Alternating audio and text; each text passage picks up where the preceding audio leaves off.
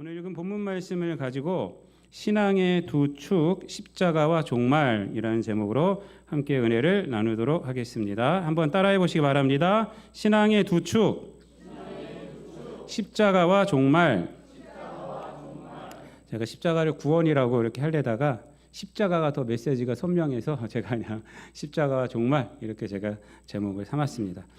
먼저 오늘은 스승의 주일입니다. 우리 교회에서 이제 스승의 주일로 지키는 이유는 뭐냐면, 여러분 우리나라는 사실 스승님들을 항상 예로부터 잘 모셨어요. 그렇죠? 스승의 은혜를 우리가 늘 잘 알고 있었습니다. 우리에게 이 정보도 주시고 살아가는 지식도 주시고 또 지혜도 주신 분이 스승 아닙니까? 그래서 우리가 군, 사, 부, 그다음에 뭐예요? 일체. 일체, 두사부일체가 아니라 군사부일체예요. 임금과 스승님과 아버지는 하나다. 예로부터 그렇게 했어요. 우리가 스승님을 임금처럼, 스승님을 아버지처럼 이렇게 존경했습니다. 여러분, 우리 그리고 영적 스승은 더 존경해야 돼요. 그렇죠?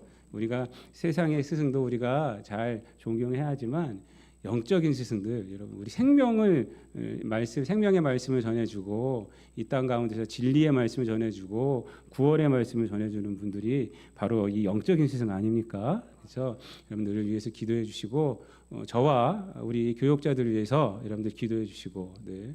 그리고 우리 선생님들을 위해서 또 교역장들을 위해서 이런 분들을 위해서 여러분들 꼭 기도해 주시기 바랍니다. 그래서 이 영적인 사명을 잘 감당할 수 있도록 기도해 주시고 또 늘 감사를 표시를 하시고, 그렇게 해주셔서 기쁨으로 그러한 일들을 감당할 수 있게 여러분들 해주시기를 부탁을 드립니다. 오늘 우리가 신앙의 두 축이라는 제목으로 오늘 본문을 좀 보면서 은혜를 나누려고 합니다. 우리 교회 앞마당이 가장 아름다울 때가 언제냐면 4월달, 5월달이에요. 이때입니다. 근데 4월달 말이 가장 아름다운 것 같아요. 이제 5월달 들어오면 이게 뭐 꽃이 지는데 5월 첫째 주까지는 굉장히 아름다웠던 것 같습니다. 막 꽃들이 만발하고 뭐 연산홍에다가 철쭉에다가 뭐 그런 것들이 얼마나 만방하니까 우리 다 봤지 않습니까? 그래서 사람들이요 이렇게 해요. 우리 앞마당을 보면서 그때가 되면 와 여기가 새로워졌다고 이런 얘기를 합니다. 그러니까 길게 느껴졌던 겨울이 사실 3월, 4월 되면 오긴 하는데. 이제 꽃을 보니까 시각적으로 보니까 이제 그것을 확실하게 느끼는 거예요. 확실하게. 그래서 이제 봄이 왔습니다라는 것을 시각적으로 느끼기 때문에 이 겨울 내 앙상한 가지만 있던 정원에 꽃이 피면은 새로워졌다라는 그런 말들을 하고는 합니다. 그런데 우리가 이 말에서 좀 생각해 볼 것이 있어요. 과연 앞마당의 그 꽃들이 새로워진 걸까 하는 것을 좀 생각을 좀 해봐야 합니다. 사실 제가 이렇게 말하면 또 뭐 과학적으로 말한다고 해서 이 무슨 너무 사람이 피도 눈물도 없는 것 같다 이렇게 생각할 수는 있지만 여러분 사실은 엄밀히 말하면요 꽃들은 새로워진 게 아니더라고요. 제가 어제 설교 준비하면서 제가 새로움이란 무엇일까 한번 제가 스스로 질문하면서 생각을 해봤더니 꽃들이 새로워진 게 아니라 꽃들이 하는 일이 그 나무가 하는 일이 변하지 않은 거더라고요. 변하지 않은 거예요. 그러니까 우리 교회 앞마당에 피는 꽃들이 작년에 폈던 꽃하고 똑같아요. 그렇죠?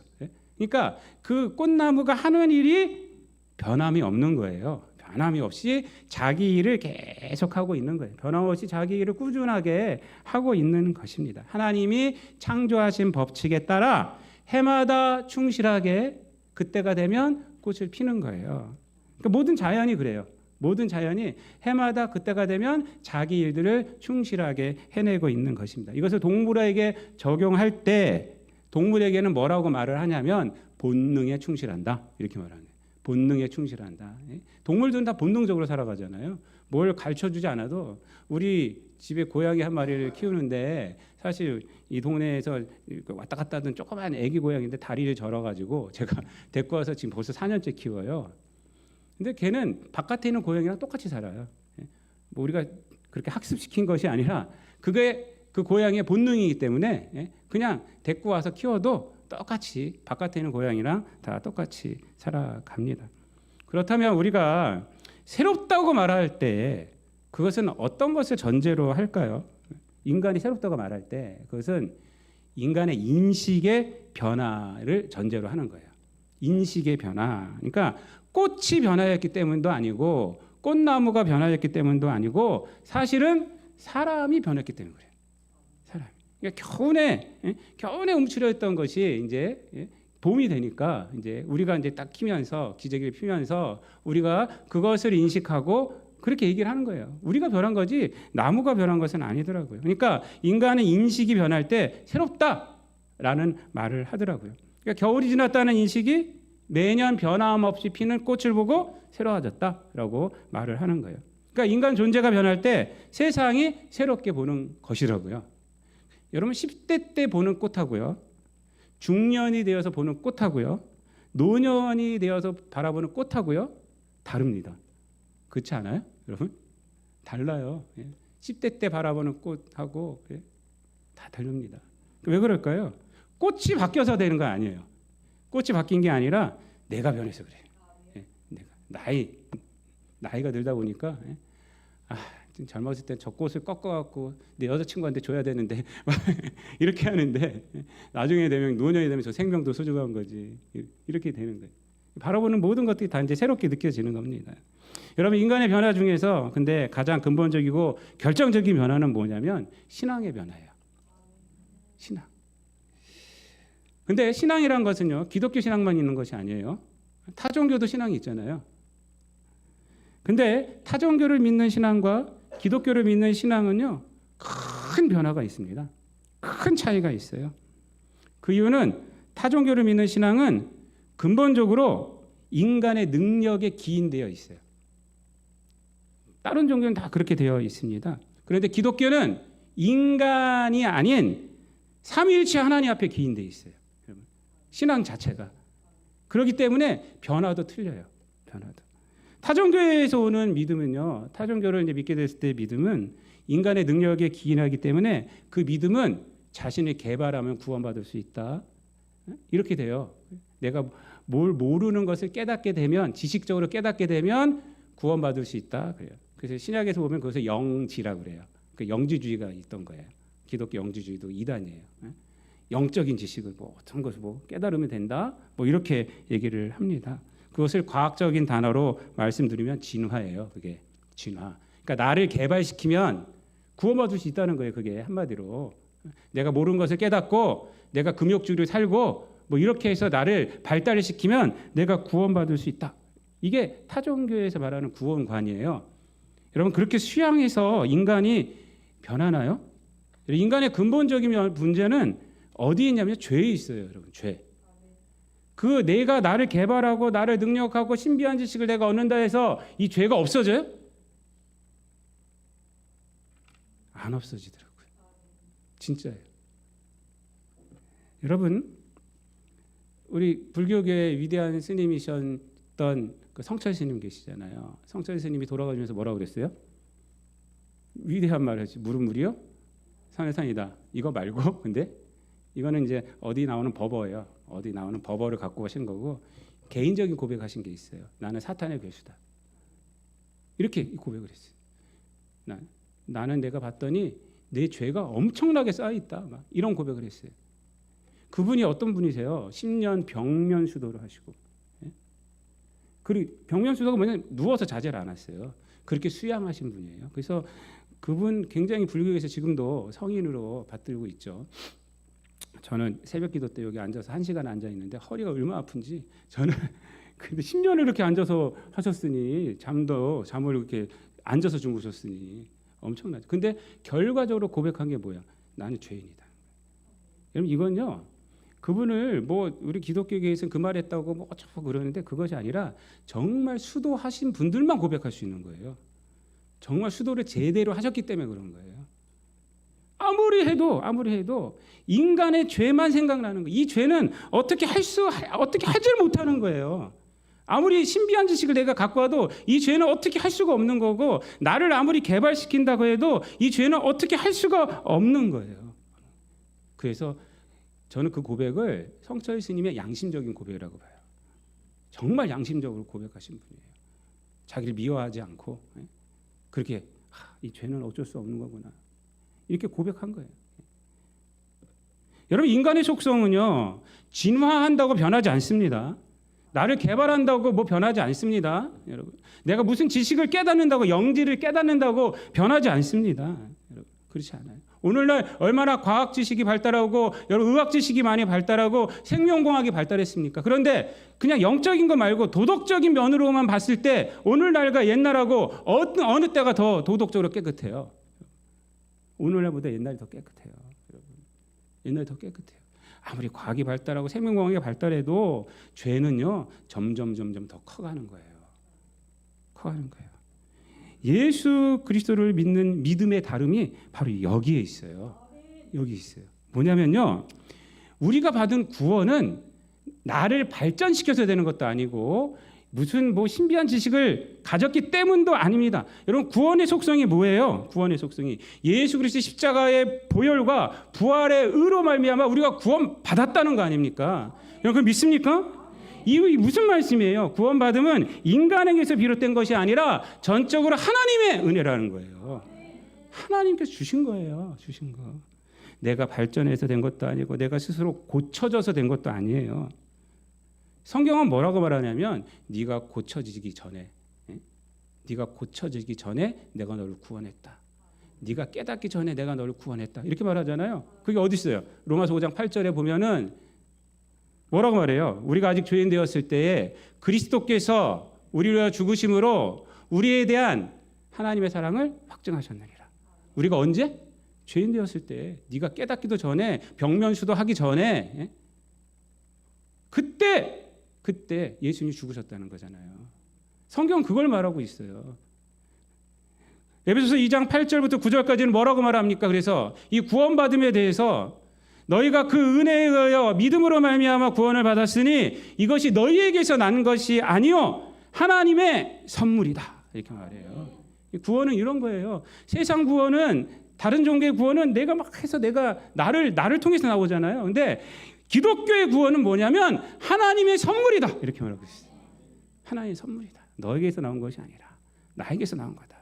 그래서 그 다음에 뭐라 그래요? 9절에서 행위에서 난 것이 아니니 이는 누구든지 자랑하지 못하게 함이라. 이렇게 말해요. 우리 행위에서 나온 것이 아니에요. 여러분, 우리가 구원받으면 자랑해야 돼요. 내가 하나님의 은혜로 구원받았어. 난 구원받았어. 이거 자랑해야 돼요. 여기서 자랑하지 못하게 함이라, 이 말은 뭐냐면 내 노력으로 구원받았다고 자랑할 수 없다, 이 말이에요. 인간의 노력으로 구원받을 수 없다고 자랑할 수 없다, 이 말입니다. 이 선언이에요. 여러분, 우리가 구원받은 거 자랑해야죠. 그렇죠? 하나님의 은혜로 구원받았어요. 예수 그리스도의 십자가의 보혈로 구원받았어요. 영생을 얻었어요. 라고 우리는 세상 나가서 자랑해야죠. 근데 내가 좀 잘나서 하나님께서 쟤 말고 나는 구원해 주셨어. 이러면 안 된다는 거예요. 행위로가 아니라. 여러분, 성경은 구원이 인간이 원인이 되어서 아니라고 분명하게 말하고 있습니다. 그래서 이것이 굉장히 중요해요. 이게 이 인간에게서 나온 것이 아니기 때문에, 여러분, 사람의 다른 종교는 인간에게서 나온 것으로 하기 때문에 죄를 변할 수가 없어요. 사람 속성이 변하지 않아. 그런데 우리는 인간에게서 나오지 않은 그 구원을 갖고 있잖아요. 예수 그리스도의 보혈을 통해서 갖고 있잖아요. 그렇기 때문에 예수님 믿을 때 우리는 변하는 거예요. 믿습니까? 우리는 그렇기 때문에 새롭게 되는 거예요.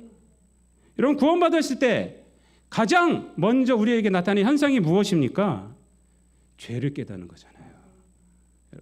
성철 스님은 마지막에 그 고백을 하지만 우리는 예수님을 영접하고 나면 그것부터 깨달아요. 그리고 하나님을 알게 돼요. 그렇기 때문에 세상 살아가는 것이 새롭게 되는 거예요. 그렇기 때문에 죄에 민감하게 되고, 우리가 죄 지을 수 있어요. 연약하기 때문에. 목사인 저도 그래요. 하지만 하나님 앞에 딱 나왔을 때 하나님이 중심이 되니까 거기서 눈물이 나오고 회개가 나오는 거고 성령의 깨끗하심 받는 거잖아요. 우리가. 그게 새로워지는 거예요.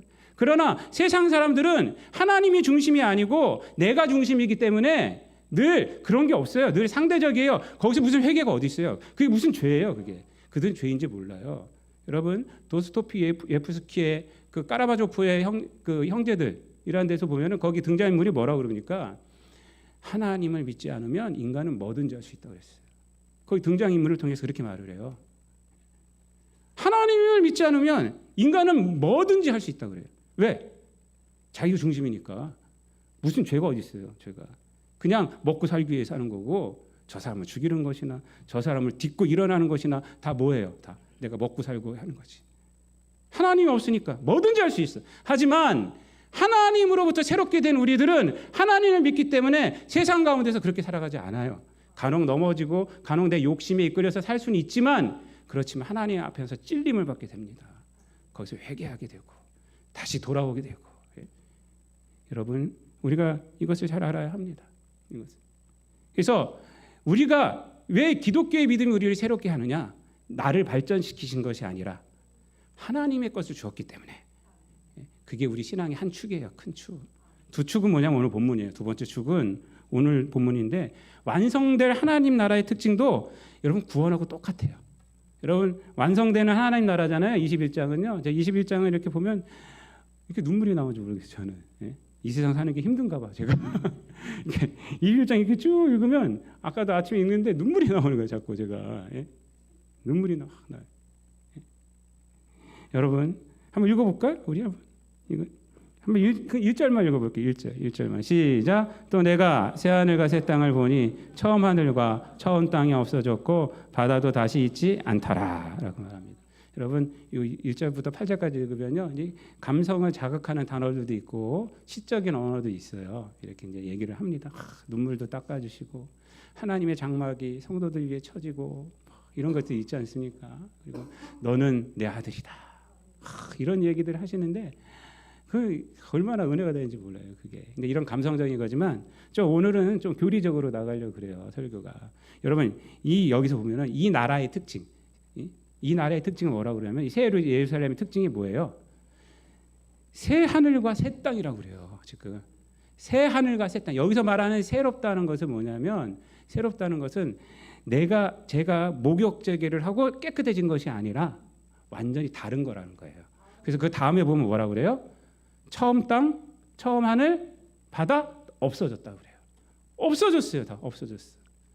여러분, 이것이 바로 완성될 하나님 나라의 큰 특징이에요. 완성될 하나님 나라의 특징은 이 세상을 개발하고 이 세상을 변화시키고 그런 것이 아니란 거예요. 하나님께로부터 내려온다는 거예요. 완전히 새롭다는 것입니다. 우리가 받은 구원이 나를 발전시키지 않은 거잖아요. 마지막 완성될 나라도 마찬가지란 거예요. 이 땅을 발전시키고 이런 것이 아니라는 것입니다. 완전히 바뀐다는 거예요. 여러분, 이것은 우리 신앙생활에 굉장히 중요한 의미를 깨닫게 합니다. 우리가 천국을 말할 때 종종 이 세상에서 누리지 못한 거 저쪽 가서 마음껏 누려야지 이렇게 얘기를 하잖아요. 뭐 그게 뭐 틀렸다는 얘기는 아닙니다. 이제 그 말의 의미는 뭐냐면 천국이 그만큼 좋다라는 그런 의미죠. 천국이 그만큼 좋다라는 의미예요. 그런데 실제로 그런 것은 아닙니다. 실제로는 그렇지 않아요. 새 하늘과 새 땅입니다. 여러분, 천국은 단순히 이 세상의 연장이나 이 세상이 발전된 것이 아닙니다. 완전히 새 창조가 일어난 거예요.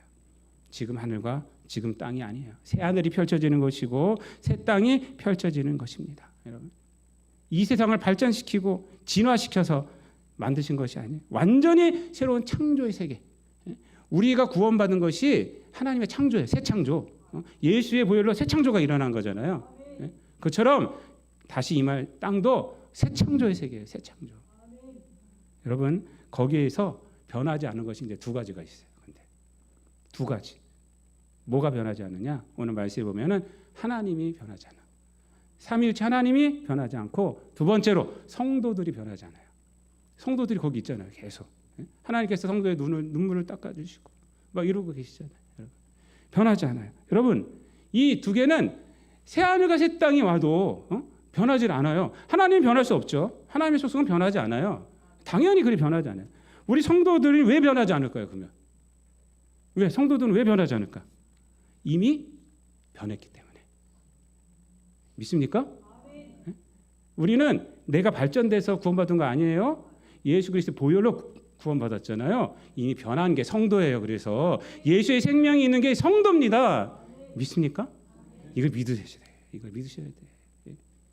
그래서 새 하늘과 새 땅이 와요. 이 세상은 다 변해요. 완전히 변합니다. 하지만 하나님도 안 변하고 우리 성도들도 안 변해요. 왜? 이미 예수 그리스도의 은혜로 우리가 피로 구속받았고 부활의 의로 의롭다함을 취했기 때문에 그래요. 거기 가갖고 다시 의로워지는 것이 아닙니다. 여러분, 우리는 구원받았다는 건 그거예요. 이 땅 가운데서 육신이 없어져도 괜찮아요. 우리는 주님 앞에 나가면 돼요. 주님 오시는 날 우리는 주님의 몸을 다시 입게 돼요. 그래서 변하지 않아요, 여러분. 여러분, 거기 그 나라 가면은 뭐가 필요한 것이 아닙니다. 그 나라 가면은 새 하늘과 새 땅에서 우리는 지금은 육신의 연약함이 있고 또 세상의 무지함도 있고 그러지 않습니까? 그러니까 온전한 사람이라고 할 수가 없어요. 그런데 거기 가면은 온전한 사람이 되는 거예요. 온전한 사람이 되는 거예요. 오늘날 왜 우리가 먹을 것 있고 뭐 이런 거 필요합니까? 우리가 아직 온전하지 않기 때문에 그렇잖아요. 온전하지 않기 때문에 더 좋은 맨션도 갖고 싶고 뭐 이러지 않습니까? 온전하지 않기 때문에 그것 가운데서 갈등도 일어나고 그런 거 아니겠습니까? 정치도 그렇고 막 그래. 하지만 그 새하늘과 새 땅에 가면은 이제 완전히 비로소 온전해지는 거예요. 하나님의 온전한 통치가 이루어지잖아요. 예수 그리스도의 온전한 통치가 이루어지고 우리들도 온전한 부활의 몸을 입고 있기 때문에 온전한 사람이 돼요. 여러분, 사도 베드로는 그래서 이 세상 풀꽃 다 없어진다. 하지만 하나님의 말씀은 영영이 서리라. 이렇게 말해요. 여러분, 이게 우리에게 정말 큰 소망이 되어야 됩니다. 여러분, 그러면 성도는 어떻게 살아가야 되느냐? 바로 구원하신 주 예수 그리스도 중심으로 살아가야 되고 종말에 완성될 새 예루살렘이 우리에게 소망으로 늘 자리 잡고 있어야 합니다. 성경의 해석도 마찬가지예요. 성서를 해석할 때 큰 두 가지 해석의 두 기둥이 뭐냐면 예수 그리스도고 그 다음에 다시 오실 하나님 나라예요. 하나님 이루신 나라. 이것을 성경을 해석하는 겁니다. 성도의 삶도 마찬가지인 거예요. 성도의 삶도 우리를 구원해 주신 예수님, 우리 성도의 삶의 큰 축이 되어야 되고 그리고 다시 오실 하나님 나라, 완성될 하나님 나라, 이것이 성도의 삶의 두 번째 큰 축이 되어야 합니다. 희망의 신학을 말하신 몰트만 교수는 이렇게 말합니다. 그리스도인은 단지 고통에서 벗어난 자가 아니라 새 창조를 미리 살아가는 존재다. 이렇게 몰트만 선생님은 말씀을 하셨습니다. 여러분, 말씀을 정리를 하겠습니다. 오늘 본문은 우리 신앙의 본질을 담고 있는 중요한 말씀이 됩니다. 성경 해석의 두 축을 말씀하며 동시에 성도의 삶의 새로움을 분명히 또한 보여주고 있기 때문에 그렇습니다. 우리는 예수 그리스도로 말미암아 이미 새롭게 되었고 또한 새로운 세상이 우리를 기다리고 있습니다. 여러분, 이 소망이 또한 예수 그리스도를 통해서 구원받은 것이 우리 신앙인의 삶의 기초요 또한 큰 축이 되는 것입니다. 여러분, 오늘 본문 말씀에 보면은 예수님께서 뭐라고 그러냐면 보라 내가 만물을 새롭게 하노라 이렇게 말합니다. 보라 내가 만물을 새롭게 하노라 하신 이 말씀을 가슴에 새기시고 늘 이 세상 가운데에서 새 창조의 백성으로 참 소망 가운데 살아가는 저와 여러분 되시기를 우리 주님 예수 그리스도의 이름으로 축원드립니다. 기도하겠습니다. 사랑과 은혜가 풍성하신 하나님, 우리를 구원하여 주셔서 이 세상 가운데서 하나님의 자녀 삼아 주시고 이 세상의 길로 걸어가지 않고 또한 헛된 소망 품지 않고 늘 주 예수 그리스도의 영생의 길을 걸어가고 참 소망을 갖고 살아갈 수 있도록 하여 주심을 감사를 드립니다. 우리 모든 성도들 이 신앙의 이 두 기둥을 우리가 늘 잊지 않게 도와주시고 이미 예수 그리스도의 생명 얻은 자임을 늘 고백하고 또한 새 하늘과 새 땅이 반드시 임하게 된다는 것을 우리가 소망의 눈으로 바라보며 이 세상 가운데서 하나님 앞에 늘 주신 소명을 감당하고 하나님께 주신 은혜를 따라 살아가는 예수의 길에 서고 성령의 길에 서서 살아가는 우리 모든 성도들 되게 하여 주옵소서. 감사드리며 예수님의 이름으로 기도드리옵나이다. 아멘.